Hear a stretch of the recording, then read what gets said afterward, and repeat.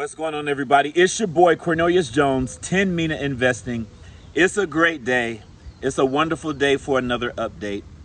The SEC, we already know, has updated their status report to the Second Circuit, and Ripple has also provided Judge Torres a supplemental letter to go along with the filing that they put out about a few days ago. So I want to go over both of these and talk about why I believe that this case will be over by August 15th, people. Yes, that's right, August 15th. If Judge Torres quickly and promptly approves or grants the motion, okay? So, gonna get into this. Now, the status report that the SEC filed to the Second Circuit, all it did was pretty much repeat everything we already knew. Okay, so what did we already know? We already know that Ripple and the SEC have agreed to a settlement. They are only asking for 50 million, not 125. They are asking that 75 million go back to Ripple, and they are also asking Judge Torres to dissolve Ripple from the injunction. And they've cited their exceptional circumstances. They've used the correct ruling. And so all they did was update the Second Circuit with all that information. We already know that. What I do want to read is Ripple's supplemental letter to Judge Torres. They are trying to convince her to grant this motion. And I love this letter that Ripple put out, and I'm going to read it and go over some highlights. So let's get into it. Dear Judge Torres, defendant Ripple Labs joins the joint motion in full and respectfully submits this supplemental letter with limited additional explanations in support of the joint letter motion for an indictive ruling. First, as the joint letter motion explains, neither the SEC nor Ripple is asking the court to revise its summary judgment order, which remains binding on the parties and persuasive to other courts. Remember, the summary judgment ruling was that XRP in and of itself is not a security. Nor would dissolving the obey the law injunction alter Ripple's obligations under securities laws. Said differently, Ripple will not be absolved from any obligations to comply with securities law if the court decides to dissolve the injunction, because Ripple, like every other market participant, is obligated to follow the law, regardless of whether an injunction is imposed or not. I thought that was a very important thing to put out. Judge Torres' injunction against Ripple, in my opinion, is really unnecessary, right? And they officially have an injunction, which is like a strike against them. But the injunction basically said, don't break the law. Well, duh, right? So they're not going to break the law, okay? They're not going to break the law. But they had to highlight that if you dissolve us from this injunction, that doesn't mean that we get to go rogue and just go out breaking the law.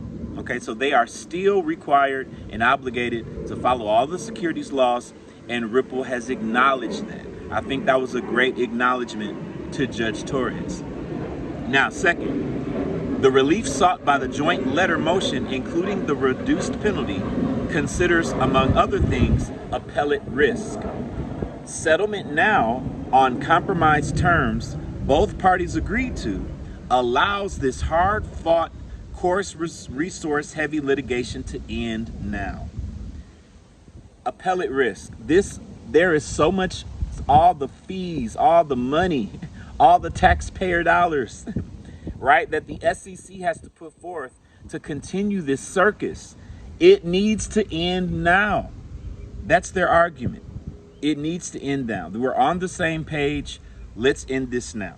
Third, as explained in the joint letter motion, the SEC is revisiting its fundamental approach to the regulation of digital assets. It has dismissed pending crypto enforcement cases against other market participants. It has established a crypto task force of its effort to utilize its of its effort to utilize its existing rulemaking, interpretive, and exemptive authorities to set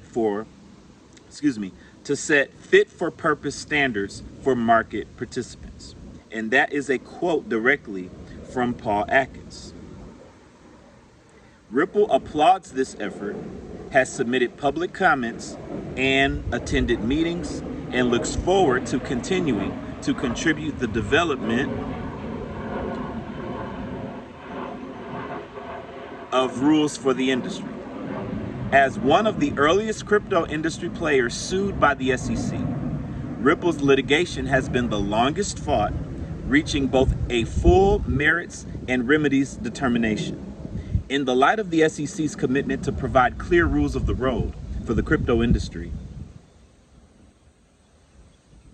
Ripple respectfully asked the court to acknowledge the parties' negotiated settlement, which would relieve the burdens on both this court's and the Second Circuit's dockets, without disturbing the court's substantive ruling, and while still holding Ripple accountable.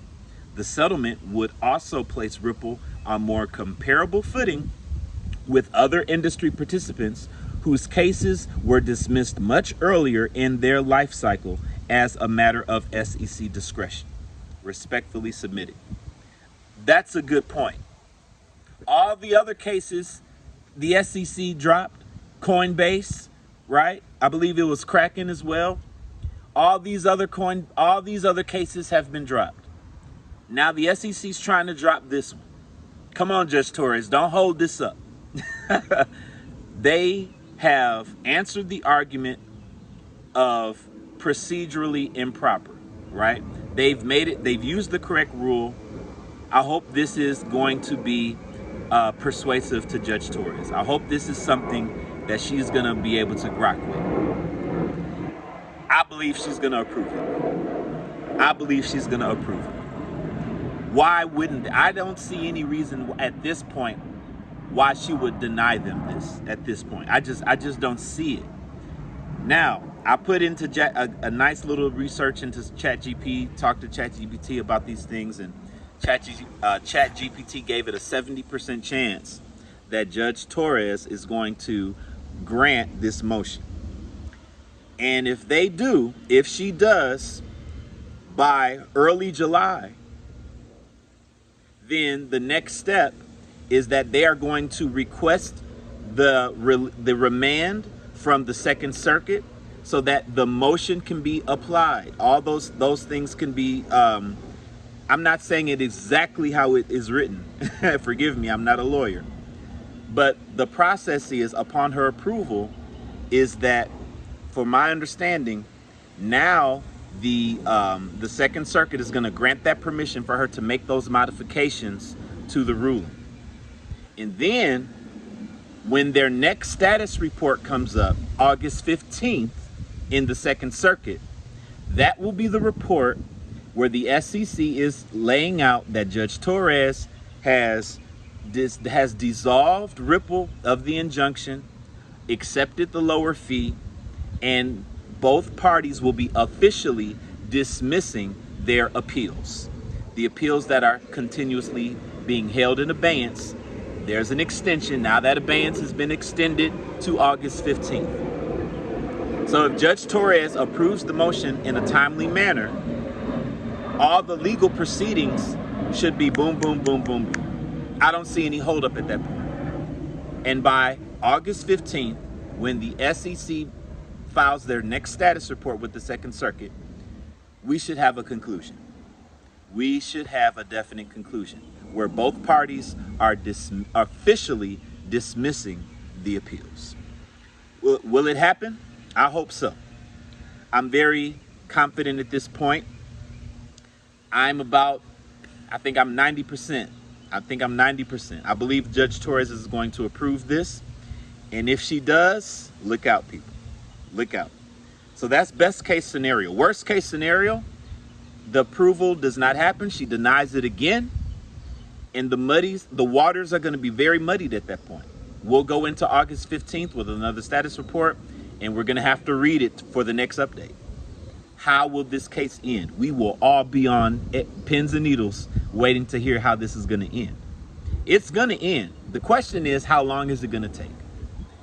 If we get a quick ruling from Judge Torres, the waiting won't be much longer. It's almost over, people. It's almost over. While you're waiting, do you have some money lined up that's guaranteed, that's contractually gonna definitely pay you out via smart contract? Well, if you need more information about this, you need to come to our Cryptex meeting tonight. Come listen to what this is about. DeFi technology utilizing staking protocols on blockchains with smart contracts that are paying you money in 3 years, 5 years, or 7 years, all locked up with banks earning compound interest from staking protocols. And you get a very nice payout. And all you got to do to activate the contract is pay $100. More details, all the details you need to know, everything you need to understand about this is in our meeting tonight. That's right.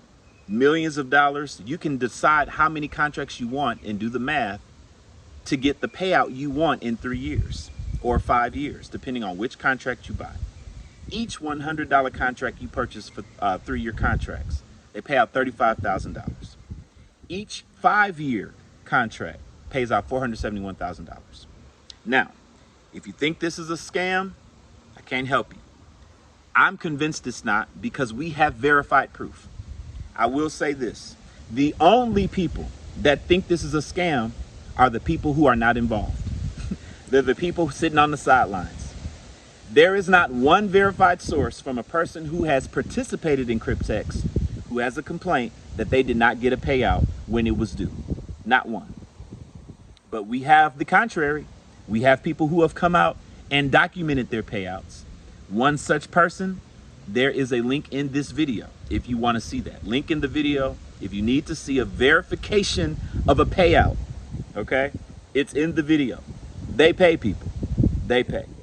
If you need more information about this, you need to come to the Zoom meeting tonight.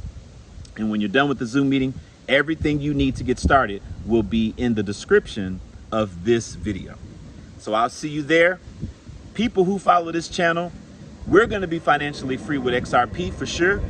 But for sure, we also know that there are other things as well that can get us into wealth with this DeFi world that we are going into. I cover a lot of those in my Discord group. You need to find out about that. Come join the Discord group. Other than that, I'm done with my commercials. This is your boy Cornelius Jones, 10 Mina Investing. Look forward to seeing you guys on the next video. Be blessed, and you have a good one.